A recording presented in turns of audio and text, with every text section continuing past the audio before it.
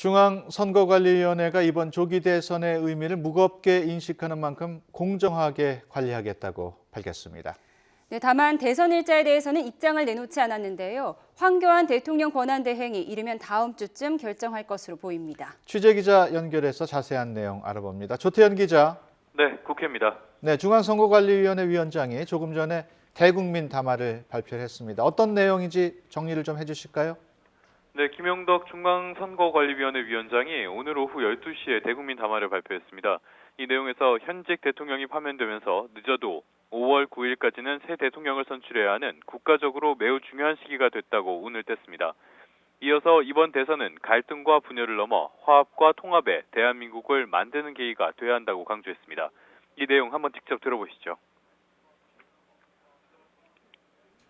짧은 기간이지만 비상한 각오로 철저한 준비를 통해 정확하고 완벽하게 선거를 관리하여 국민의 뜻이 선거 결과에 그대로 반영될 수 있게 하겠습니다.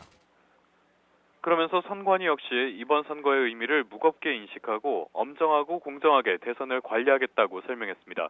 또 표현의 자유는 최대한 보장하겠지만 선거 질서의 근간을 흔드는 중대 선거 범죄에 대해서는 단호하게 대응하겠다고 덧붙였습니다. 유권자에 대해서도 불법을 단호하게 거부하고 근거 없는 비방이나 허위 사실에도 현혹되지 말아달라고 당부했습니다.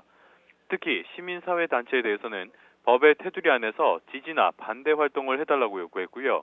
언론 역시 정책과 공약을 철저히 검증하되 사실 여부가 확인되지 않은 보도는 자제해달라고 촉구했습니다. 네, 대선이 언제 치러지느냐가 초미의 관심사인데 담화에는 대선 일자가 담기지 않았죠? 네, 말씀하신 대로 김 위원장은 조기 대선 날짜를 공식적으로 언급하진 않았습니다. 이 공직선거법 내용을 보면요. 황교안 대통령 권한대행이 대선 일자를 확정해서 공고해야 하도록 하고 있기 때문입니다. 대통령이 거리됐을 때는 60일 안에 대선을 치러야 하고 선거일 50일 전까지는 대선 날짜를 지정해야 하는데요. 박근혜 전 대통령이 어제 파면된 만큼 대선은 오는 5월 9일 화요일이 유력합니다. 이 경우 황 대행은 50일 전인 오는 20일까지는 선거일을 지정해야 합니다. 황 대행은 어제 김용덕 위원장과 전화로 공정한 선거관리 방안을 논의했는데요.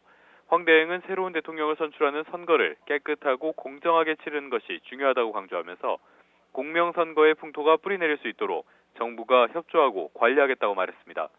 이에 대해서 김 위원장은 차질 없이 공정선거를 추진하겠다며 정부와 선거 관리를 위해 적극적으로 협의하겠다고 답했습니다. 이런 가운데 중앙선거관리위원회는 박 전 대통령이 파면된 어제 이번 19대 대통령 선거의 예비 후보 등록을 시작했습니다. 지금까지 국회에서 YTN 조태현입니다.